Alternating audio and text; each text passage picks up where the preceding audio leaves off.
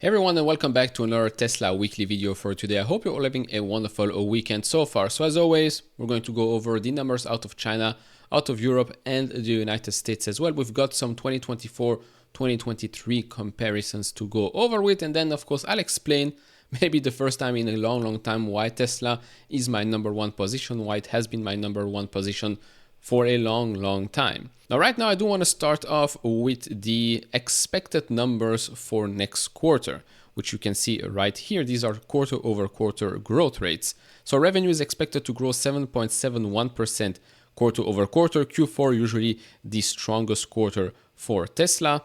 EBITDA up 2.57%. EBIT is expected to be down 1.94%.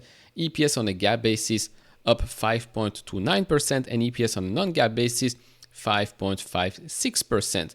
Free cash flow estimates are not available here, but I do expect a strong free cash flow quarter because of that big difference between production and deliveries. The current year-over-year expectations are that Tesla is expected to grow sales by 16.53% year-over-year in fiscal 2025. And if you look at EPS on a GAAP basis, they're expected to grow that by 43.5% year-over-year. Overall, it's been a pretty good week for Tesla stock. It's up 8% during that week, and year to date, we are up already 5.61%. Tesla will report their quarterly figures on January 29th, which of course we're going to cover on this channel. So if you're new here, hit that subscribe button, like this video, I would really appreciate that. If you want to support me even further, do check out the link down in the description and in the pinned comment to the top 10 best stocks to buy now, or go to fool.com/couchinvestor. Thank you very much. So we'll start off with the Tesla weekly insured numbers in China. That number came in at 7,800, a week over week increase,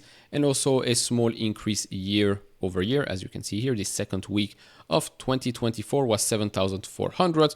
So we're currently at 13,300 for the quarter. This sheet is available for the members of the channel. And so if we look at what Pilolian X share, we can see the differences between each and every quarter since Q1 2024. Yes, it's true that Q3 started much better, but then again, Q1 is usually a slower quarter. Quarter over quarter right now, we're still 29.3% higher. We did start Q4 quite slow. Moving on to some select European countries, we've got here Netherlands, Norway, UK, Sweden, Denmark, Italy, Spain, Switzerland, Czech Republic, and Iceland.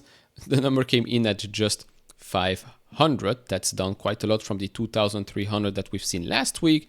But as we can see, last week was a very strong week compared to 24 and 23.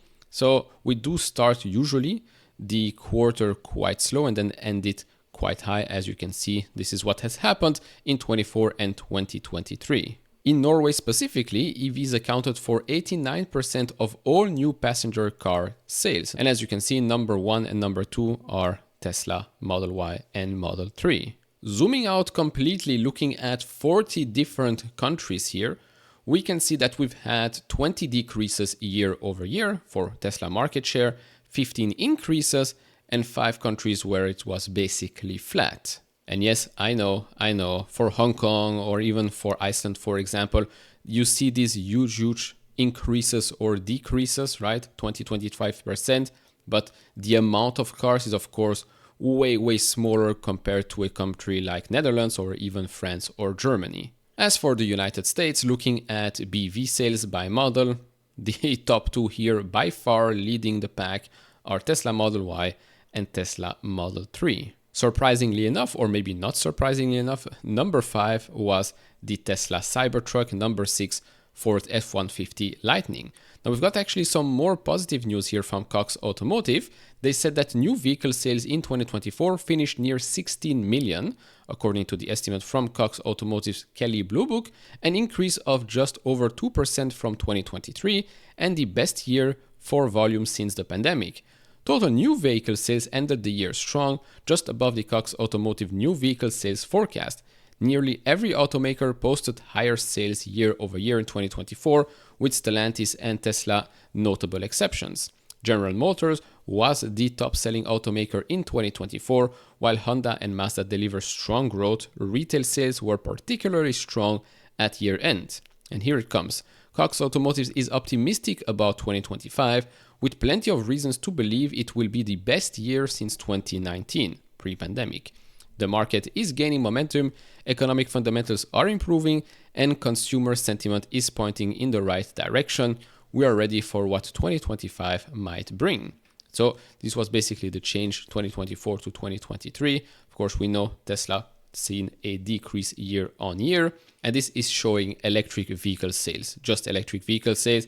In 2025, there are various new models coming out, not just from Tesla, but from other companies as well. So yeah, 2025 could be a good year. The momentum could be continuing because we did end 2024 quite strong. Then looking at worldwide BEV sales by group, Tesla still leading the pack, just beating BYD. Then we've got Volkswagen Group, BMW, NIO, Mercedes-Benz, XPeng, and Xiaomi. Believe it or not, but I don't think it comes as a surprise, Tesla is still not available everywhere around the globe. So apparently there was a report that said that Tesla to enter Saudi Arabia within months. Elon Musk Tesla is set to launch in Saudi Arabia this quarter, marking its entry into one of the world's largest oil-producing nations as it continues expanding across the Gulf. The US electric vehicle maker will open sales through pop-up stores and establish a showroom and service center. It also plans to roll out a supercharger network accessible to other EV brands. Tesla has not responded to a request for comment. To be honest, makes sense, would make a lot of sense for them to start only selling Tesla Model S and X, since those are quite expensive, higher margins. Saudi Arabia, they like luxury cars. And then the last thing here is a note by a Barclays analyst that did raise his Tesla price target to $325 from $270 and keeps an equal weight rating. Barclays sees several key areas dominating the Tesla business focus for 2025, the return to volume growth, expansion in autonomous vehicle efforts, and contribution from other areas, notably regulatory credits and energy. However, Barclays believes fundamentals remain secondary versus the broader theme of narrative command for Tesla, which has gone into hyperdrive since the US elections last November. The stock has become untethered from fundamentals, arguably similar to what we saw with Tesla stock in late 2021 when the market was amash in EV euphoria. While fundamentals will eventually return to being important to Tesla investors, for now it is unclear what the negative catalyst is, with the stock potentially remaining elevated for now. And this is a great segue for me to explain why Tesla is my number one position, has been my number one position for a while, but it was previously, I think back in 2021, it did make above 50% of my portfolio.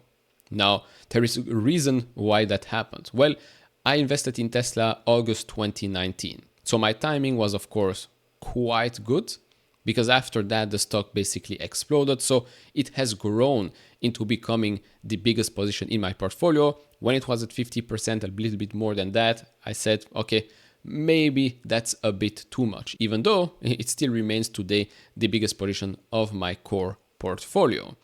Why is that? Like I said, it has grown into that position. Secondly, I did take profit, but nowhere near as much as, well, the stock has increased over these years. Of course, I kept adding more and more. Back in 2019, I admit I didn't even have that much money to invest with. So I started quite small, but I did have some time to accumulate more and more shares. Luckily for me, the stock price went up and up and up and up and up. And yes, of course, then it went down and down and down and down.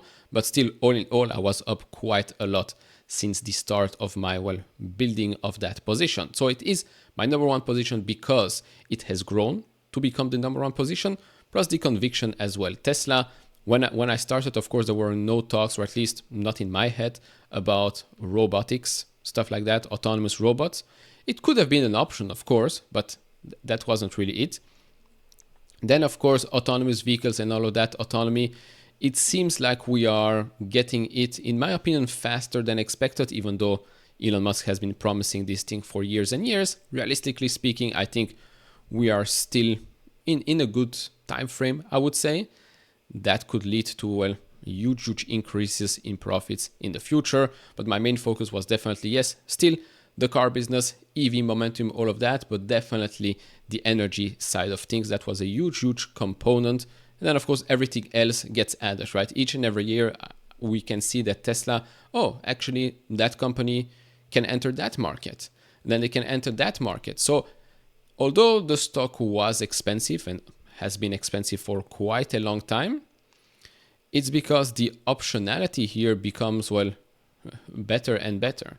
It's like every year there's something new that Tesla could do, could enter, or maybe is already entering, right? Autonomy was probably always an option and maybe the end game. But then suddenly robotics came in, and that adds a huge, huge component to the whole Tesla story. Then the fact that others are struggling while Tesla has, well, an increasingly big cash pile, right? Over $30 billion in cash suddenly helps them to, well, being way more flexible than the others. So if there are interesting investment opportunities, they can take advantage of that. They can grow faster, they can expand faster, they can build more factories. Because at the end of the day, remember, the factory is the product here. The factory, the fact that they can build these types of gigafactories at the speed that they're doing so, the efficiency is there. That's one of the biggest competitive advantages here. Of course, the fact that they can attract huge talent, got Elon Musk and the team behind him, etc., etc. That's also a big competitive advantage. But all in all, I wouldn't say super comfortable having to pay a huge premium every single time for Tesla, because eventually that PE has to come down, right? The fact that the market does give this company a huge premium compared to all the other companies, I'm not talking about automakers, I'm talking about other companies, is because of what can happen in the future. Is because we're not just talking about selling cars. It's because we're talking about software, we're talking about autonomy, we're talking about robotics, and maybe whatever else Tesla might come up with in the future. So yes, you're paying a premium for these types of stocks, but the upside can be super close to, let's call it, unlimited. Now, that's not to say we might not see a crash. No, we've seen crashes before. We're probably going to see some crashes in the future as well. But all in all, what's the end game here, right? How big can this type of company become? I don't know. Extremely big, right? And so that's why it's the number one position in the portfolio, and I think it's probably going to stay that way for a long time. Will Tesla shareholders get access to Starlink IPO? I don't know. I don't know how that's going to happen. I do want to say one thing in that, since Tesla does have that much cash, I don't understand why we as Tesla shareholders do not own already a piece of, well, Starlink, XAI, and all of that. That's just me. Anyways, right now, the stock seems to be just above the previous highs that we've seen back in November of 2021. Of course, we went higher before. We were also overbought back then went back under, quite close to the 50-day moving average, which now sits at $370. The 200-day one sits at $278, and the 20-day one at $405. But since we had quite a good week, we finished the week above that one. And so let's see if the previous stop here can start becoming a support this time. Of course, do expect some volatile moves after the next earnings report and earnings call, whether it's going up or down.